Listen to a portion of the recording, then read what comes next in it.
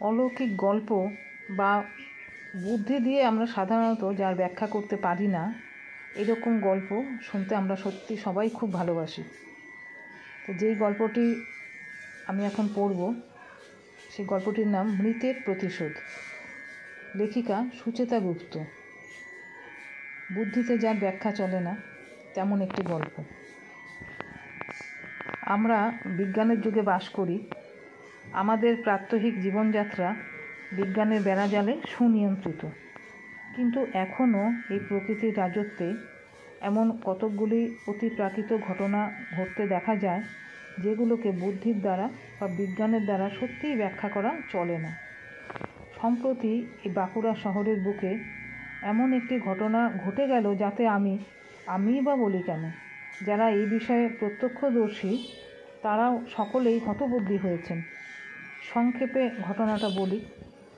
বাঁকুড়া শহরের পশ্চিম দিকে যে রাস্তাটা রাজগ্রাম ও বাঁকুড়াকে সংযুক্ত করেছে তার মধ্যে একটা রেলওয়ে পুল আছে।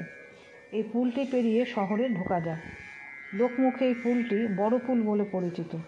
এই বড় পুলের পশ্চিম দিকে এক অতি প্রাচীন অশ্বত্থ গাছ, তার দীর্ঘ শাখা প্রশাখা ছড়িয়ে আছে। এই গাছের কোলে একটি ছোট্ট মন্দির। দেবতার নাম বাবা ভৈরব। মন্দিরে ঠাকুর বলতে কিছুই নেই, কেবল কতকগুলি মাটি পোড়ানো ঘোড়া, কয়েকটি চাঁদমালা। মন্দিরের চারদিক সিঁদুর রঞ্জিত। রোজ সন্ধ্যায় এখানে পূজারী ভক্তবৃন্দকে পূজা দিতে দেখা যায়। জায়গাটি বেশ নির্জন ও মনোরম। তাই ধারে পাশে যারা বাস করেন তারা বেড়াতে বের হলে বাবা ভৈরবের কাছে হাজির হন এবং বাবার সামনে সানে বাঁধানো বারান্দায়, এই বারান্দাটি পূর্বে ছিল না, সম্প্রতি হয়েছে, খানিকক্ষণ বিশ্রাম করে সমস্ত দিনের গ্লানি ঝেড়ে মুছে বাবা ভৈরবের পাদপদ্মে সমর্পণ করে তাকে প্রণাম নিবেদন করে ঘরে ফিরে আসেন।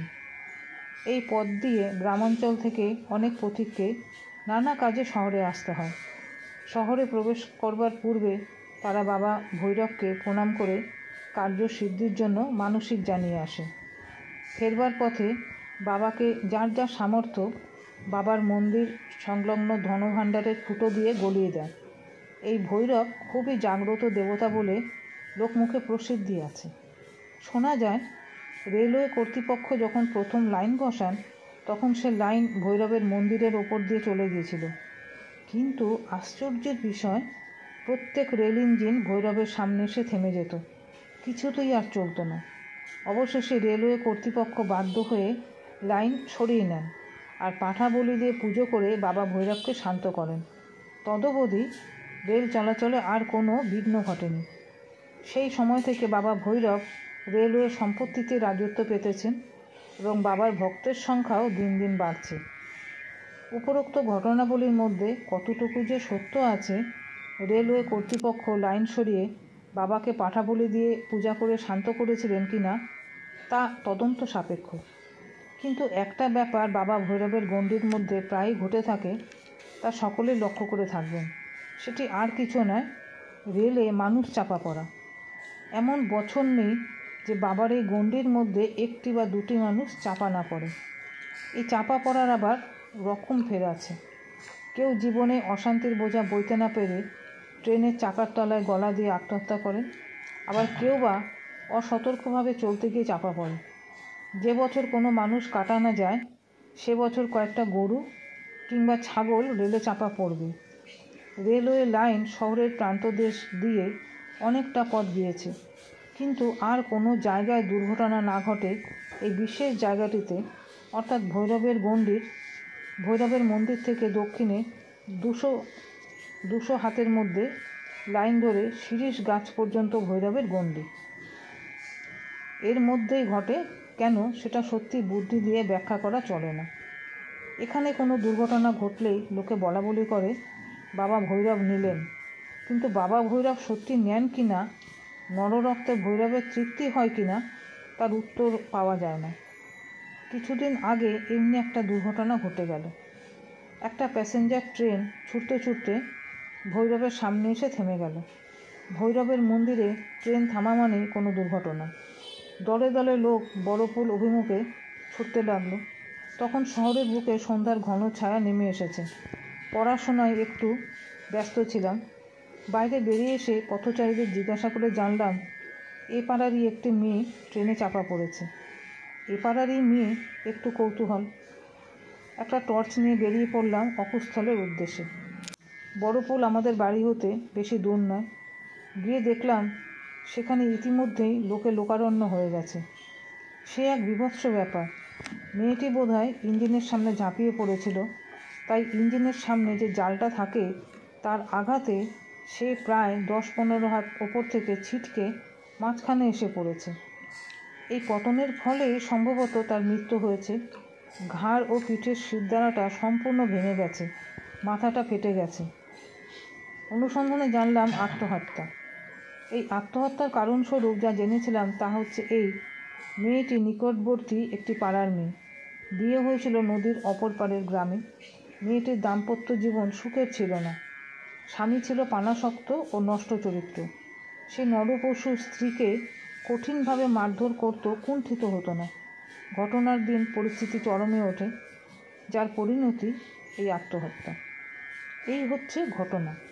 কিন্তু এর যদি এখানেই পরিসমাপ্তি হতো তাহলে এ প্রসঙ্গ অবতারণের প্রয়োজন হতো না। ব্যাপারটা মোড় নিলে অন্যদিকে। এই আত্মহত্যার পর লোকমুখে প্রায়ই শোনা যেত মেয়েটা নাকি প্রতিদিনই রাত্রিতে লাইনের উপর দাঁড়িয়ে থাকে। রাত 9টা-10টার পর তাকে দেখা যায়।